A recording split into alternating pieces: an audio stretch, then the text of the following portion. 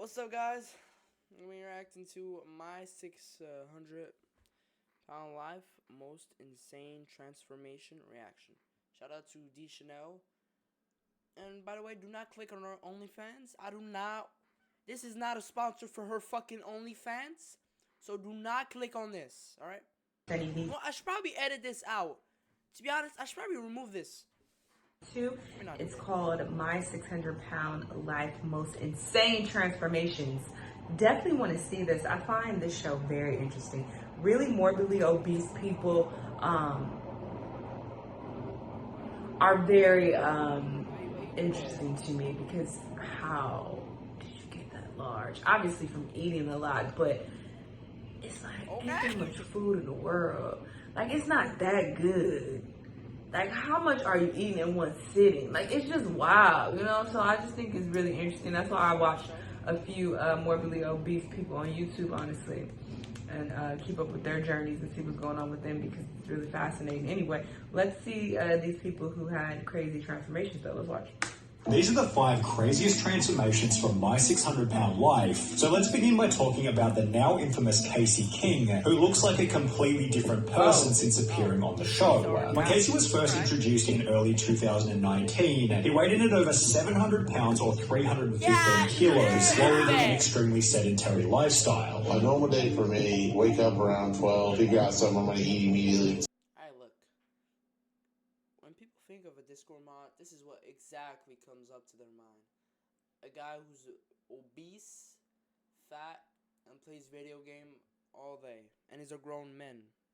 TV, video games, bed. It was obvious that Casey was extremely disappointed with how his life had turned out. I never would have thought at 34 I'd be living with my father, have no job, have no real money, and just be playing video games all day and eating. Which became even worse after he was told by a doctor that he had an express ticket toward the graveyard. You're going to die unless something happens here. I think that you're on the road to immobility, and when that happens, I think it's going to be a very short course. Casey was then advised that he could get weight loss surgery as long as he lost a couple of pounds beforehand, and while this initially resulted in a boatload of family drama, it wasn't long before Casey was making an effort to lose the required 60 pounds. He instead managed to lose 80 pounds, being approved for weight loss surgery in the low 600s, which dropped even further in the 2 weeks after completing the surgery. 588? Yeah. Down to 588? Yeah. I was super proud of that? I'm super proud, actually. It's pretty good. You should be. By the time the show had come to an end 3 months later, Casey was down to 525 pounds, and while this number was enough to impress his family, he was still determined to get lower. Our goal for next year is to be under 400. Ultimate dream, 250. Leading Casey to create his own YouTube channel on which he began to document his progress. I just want to make these videos to let people know real quick how I'm doing, because there's so many people that want constant updates or whatever. Almost down 250 pounds. I go to the gym 3 times a week to swim. With every video, Casey's face was looking slimmer and slimmer, and by October 2000...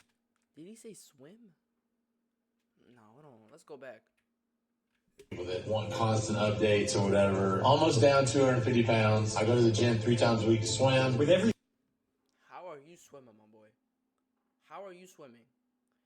No, there must be something wrong, bro. Did he say swim? How the fuck are you swimming? Nah, that should not be possible, bro. At your weight, that should not be possible. Instead of a floaty, you gonna go down, down, down, down. I don't even know how that's possible, bro. Swimming more than a minute is incredible for you, bro. That's a miracle, an achievement. video, Casey's face was looking slimmer and slimmer, and by October 2019, only 10 months after the show had come to an end, he'd announced that he'd lost over 300 pounds. We're under 400 now. We're 390 pounds. It's still a lot, but like, I did a 5K, another one. With this new weight helping him to land his first job in over 10 years. We have a job now. We are essential. We are employed. We now work for the great company of Home Depot. By the end of 2020, Casey was wearing a double XL t-shirt as he was now now under 300 pounds. You got on scale a couple days ago, it said 290. That's the lowest we've ever seen. Which, in combination with a front page Reddit post, gave Casey the motivation to get even lower. Somehow I made it to 262. I literally weigh less than a third of what I weighed at one point. However, was Casey's transformation as impressive as Christina Phillips, who holds the current record for the most weight lost as a result of the show? When Christina first appeared on 600 Pound Life in 2014, she weighed in at 639 pounds and explained that she hadn't left her house in over 2 years. Dr. Now advised her that in order to be approved for surgery, she needed to lose 30 pounds in a month, yet she'd instead gained 17 pounds over this time period, for which she'd have a pretty stupid excuse. Instead of hoping that you lost 30 pounds, you gained 17 pounds. What happened there? I think it's my fluid because I did good once I got back. It's not water. For that, you have to drink at least 300 gallons of water. As a result of the gain, Christina was put in hospital to be isolated from her family, yet her mother and husband snuck food in for her to eat, leading to a loss of only 4 pounds in the next month and a pretty dismal outlook on her potential to make a transformation. However, approximately 4 months after her original visit to Dr. Now, Christina began to commit to the diet before returning to the practice with a whopping loss of 61 pounds, leading to her approval for weight loss surgery. By month 7, Christina had lost an even more impressive 120 pounds, with this milestone giving her the chance to walk again, which was going to Alright, that's good, that's good. I'm gonna go to the gym too, like, I'm gonna need a diet to start gaining muscles, man. Not gonna lie. What? I'm sorry. I'm sorry. I'm sorry.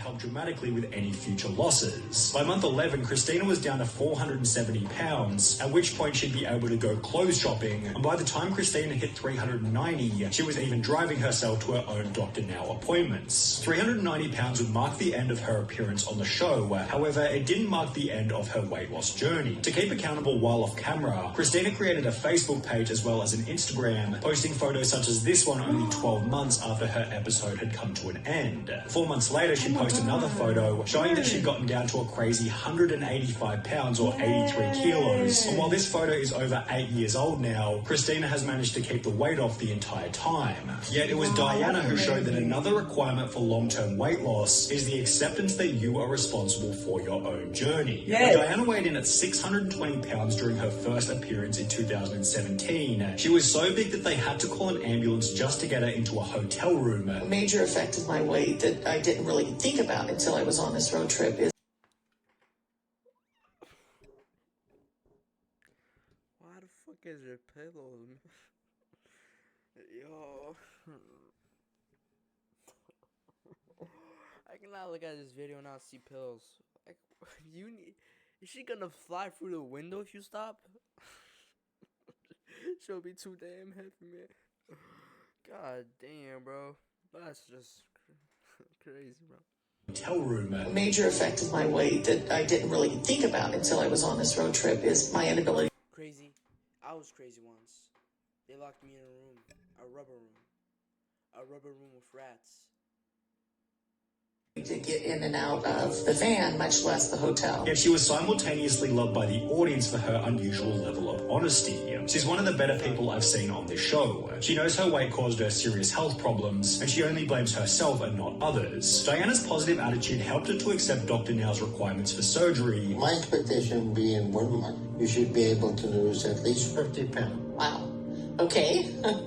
All right. Which is followed by a staggering loss in the first month. You lost like 44 pounds. I know. I'm absolutely thrilled. And while this wasn't enough to have her approved for surgery, she'd lose a further 64 pounds in the month that followed, meaning she'd lost 107 pounds or 50 kilograms before she'd even had the gastric bypass. After receiving the surgery, Diana was proud to announce that she was able to get into a car without paramedics. I got here today not in an ambulance, but for the first time I rode in a van. And after talking to a therapist about why she was overeating in the first place, Diana was able to change her habits permanently. After getting under 400 pounds, she'd go to the gym for the first time in 10 years, and by the time the episode had come to an end, Diana was down to 336 pounds. However, this was still only the beginning. Within a year, TLC confirmed on their Facebook page that Diana had gotten down below 200 pounds, making I'm sorry, but she kind of looks creepy.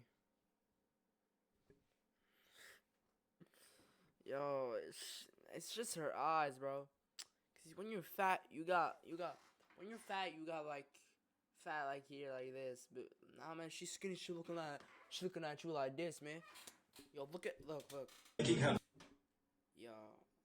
Alright, maybe I'm just stupid. My bad, guys. Yeah, my bad. Unrecognizable in comparison to the start of the show.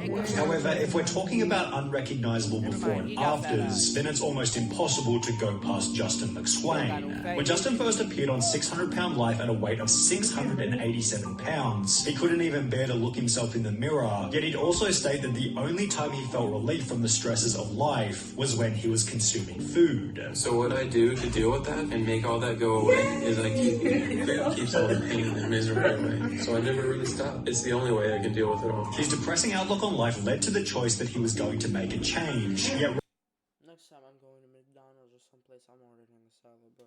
reaching Dr. Now was almost impossible as he couldn't even fit into the car they rented. When they would eventually reach the surgeon, Justin was given 2 months to achieve a pretty daunting loss. I want to see 100 pounds weight loss in that time. And I want you to start exercising for at least 30 minutes a day. And while he couldn't quite lose 100 pounds in 2 months, he was approved for surgery with a loss of 92 pounds, which was followed by a further mind-blowing loss of 86 pounds while waiting to go under the knife. Yet this was apparently only the beginning, as within only months of the surgery, Justin was down to 395 pounds, earning him a dedicated YouTube upload given Dr. Now's astonishment. That's almost loss of 200 pounds in a year. That's excellent. You're doing great. Justin concluded the episode with 350 pounds of body weight and a tattoo to celebrate the journey, although it might have been this piece of artwork placed next to his fridge that motivated Justin to go even lower. He never gave out any weight numbers on Instagram, however photos such as this one posted months after the show went live made it clear that he was keeping up the grind. In January 2021, Justin showed the world that he had kept the weight off by placing his entire body in his old pants, with this achievement giving him the chance to meet Diana and Christina, who we covered just prior. However, while it was somewhat obvious that Justin was determined to lose the weight from the get-go, the transformation made by Paula Jones was a little more surprising. Paula was the 600-pound life contestant who went semi-viral on YouTube for getting fast food after a half-hearted gym session, and while this didn't portray her as someone who was going to be successful on the show, this couldn't be further from the truth. Wait, hold on. She Said her as someone who was going to be successful on the show, this couldn't be further from the truth. That's not McDonald's, is it? Semi-viral on YouTube for getting fast food after a half-hearted gym session, and while this didn't portray her as someone who was going to be successful. I don't think that's McDonald's. This is that has to be like 2020 or something. These videos. Highly doubt. I never seen McDonald's as a white bag. This is another one. Wait, what was I gonna say? Oh yeah. So you basically lose weight and then you regain it by fucking eating. What's the fucking point? You might as well just continue eating. You lose this, then you gain this. God damn it. On the show, this couldn't be further from the truth. When Paula weighed in at 539 pounds, she better share that with the whole family and not drink that shit alone. During her first appearance, she'd explained that she was entirely reliant on her kids, as her husband had died 1 year prior due to weight-related issues. Fearing that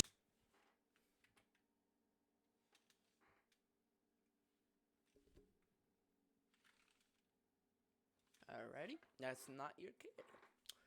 I'm sorry, Mr. Husband. That's not your kid. Okay, that's not your kid. You must be the stepdad.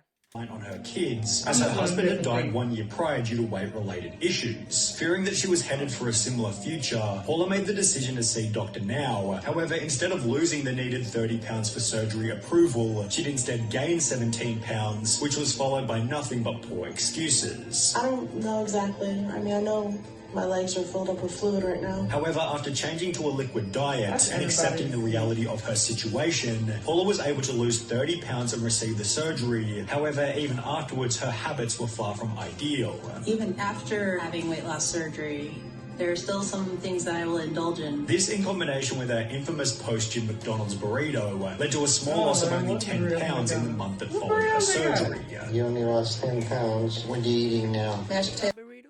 Hold on, let me do a little check-in. Hold on. Y'all can look at me. Y'all good with me.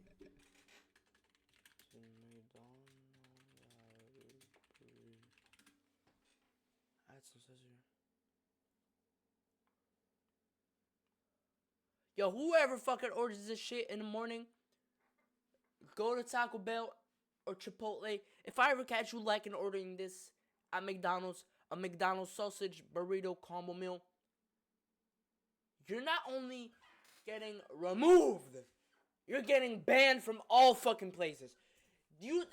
When you go to McDonald's, you go eat their delicious fries, like their Big Mac or a sandwich, cheeseburger, something like that, right? Maybe like an ice cream, right? But you fucking go in the morning. I say in the morning for a fucking burrito. A burrito. Let's see. Let's look at it. Let me see the image. Alright, that's enough. Get that shit off my screen! No. Don't ever catch me liking. Don't ever catch me. God fucking damn it.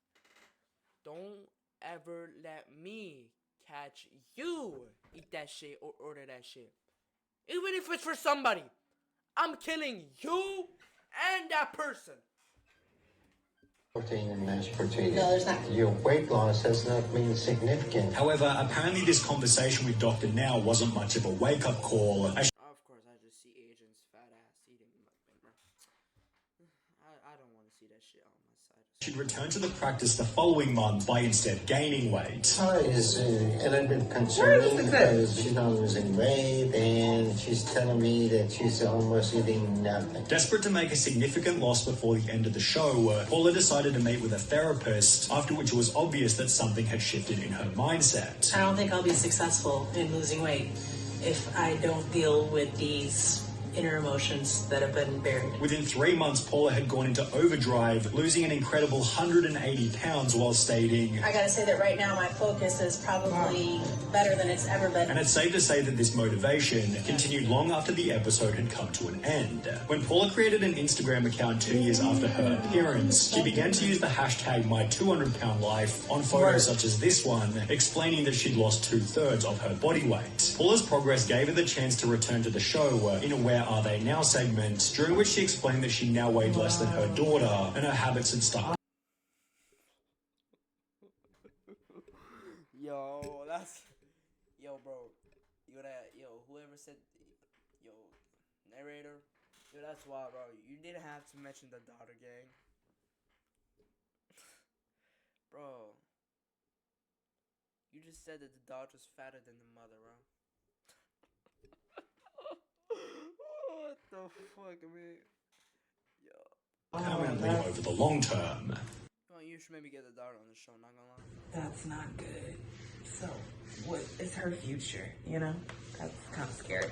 But yeah, that's really dope. You know, they lost the weight, and I'm glad that they're continuing to live healthy lives. But yeah, this is wild. Y'all let me know what y'all thought. Let me know what other videos you want to watch, and I'll see y'all in the next one. Bye! Alright, this is your channel, Dee Shanell. No fucking copyright, please. Because I got copyright once, and I don't want to get a fucking twice. The first one wasn't even like a copyright warning. It was just like a partially copyright on a stream with my boy. I think it was the first stream. I don't know. But anyways, hope that you liked the video, and I'll see you on another one. Peace.